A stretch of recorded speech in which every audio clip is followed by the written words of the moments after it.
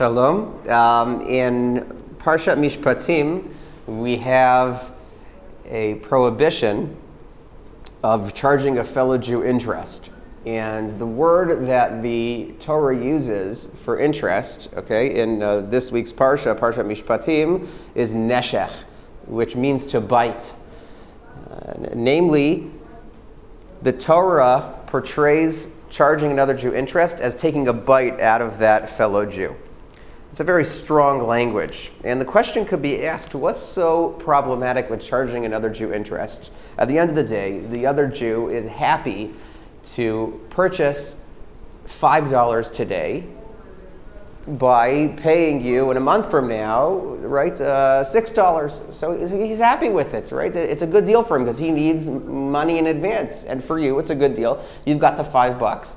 You'll make a $6 without doing much. So no reason for you to say no. It's a good deal for everyone. The Jews will all be happy. Why is it that the Torah prohibits this act? And why is it that it has such a fierce language? It's referred to as taking a bite out of your fellow Jew. And to paraphrase Rav Chaim Shmulevitz, he explains that the reason is that lending a fellow Jew money is an act of chesed.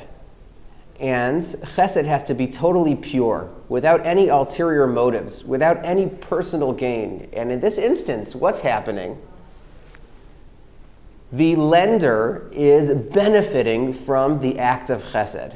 And that is not Judaism's portrayal of what chesed is all about. Chesed has to be pure, without any personal gain. And if you gain from an act of kindness, an act of chesed, that is like taking a bite out of your fellow Jew. That's a terrible way of depicting what chesed is all about. Chesed is helping a Jew for the sake of helping a Jew. There can't be personal gain involved. And if we take a look at the parsha, we can see the pasuk over here. Im kesef tilaveh et ami.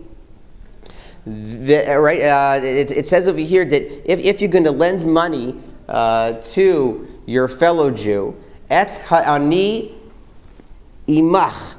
If you're going to lend the money to the poor person who is with you.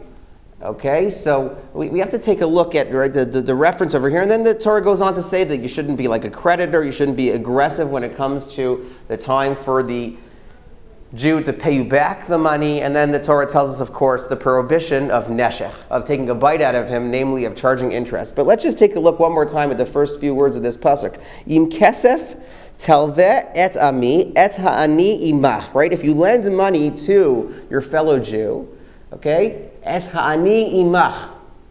Right? This fellow Jew is a poor person who is poor with you. Et ha'ani imach means he is poor with you. Right? This fellow that you're lending money to. And that language is a very awkward language. It's understandable he's poor. He needs a loan. But why are you poor? If anything, you're probably rich. You're the one who has the ability to lend him the money. Why are you referred to in the Torah as being poor with this fellow? It's illogical. And Rashi tells us beautifully that the reason that the Torah refers to the lender as being poor with the borrower is because, and we'll say it in the words of Rashi, Havi mistakel ba'atzmecha ki'ilu ata he'ani. Because when you do chesed for a fellow Jew, you should do the chesed thinking to yourself that you are the recipient of the chesed. Namely, you should be able to figuratively put yourself in the shoes of that fellow who needs money, who's in need of any act of chesed. Right? How does he feel? And once you put yourself in his shoes, then the act of chesed will be done on a much higher level because you're going to do it with the utmost sympathy and empathy for that fellow Jew. So that's why we say, right, you got to give money to that Jew who is poor with you. So you'll be able to do the act of chesed properly. Just to take a look over here, we have near the airport, where the airport is today in the city of Lod. So the Talmud tells a story.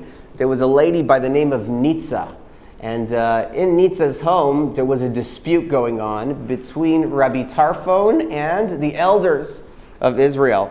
And really, the dispute came about because someone asked a question. They asked, what is more gadol? What is greater? Is it Torah study or the active mitzvah performance, right? So what is greater, right? Is it the studying of Torah or actually putting it into practice and doing mitzvot, right? To quote the Gemara, Talmud gadol o ma'aseh gadol. What's greater? And there was a dispute. Rabbi Tarfon was of the opinion that actions are greater, that it's greater to do mitzvahs than to study Torah. While Rabbi Akiva, he disagreed and he said no. Torah study is greater than performing mitzvahs. And they disputed over there in Nitza's house, and at the end, after their dispute, Baruch Hashem, they were able to conclude in agreements with each other. The dispute ended with them convincing each other that they both agreed that what is the true answer to this question? It is that what? Torah study is greater.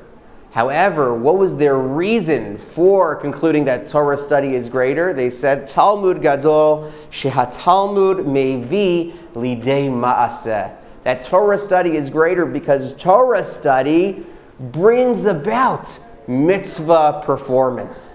That really we have to remember when we study Torah, it's not just so that it should be stimulating, so it should get us thinking so we can understand the world that God created, but it's that we can actually put it into practice and do mitzvahs and do chesed, wholesome chesed, without trying to take a bite or take advantage just for the sake of doing chesed, doing mitzvahs. So really at the end of the day, right, if they concluded that Torah study is more important because Torah study brings about mitzvah performance, really we would have to say that the main objective is actually the mitzvah performance. So we should all be zochet to do lots of mitzvahs, and I'll be blessed. V'isa bracha mi'et Hashem l'hitraot.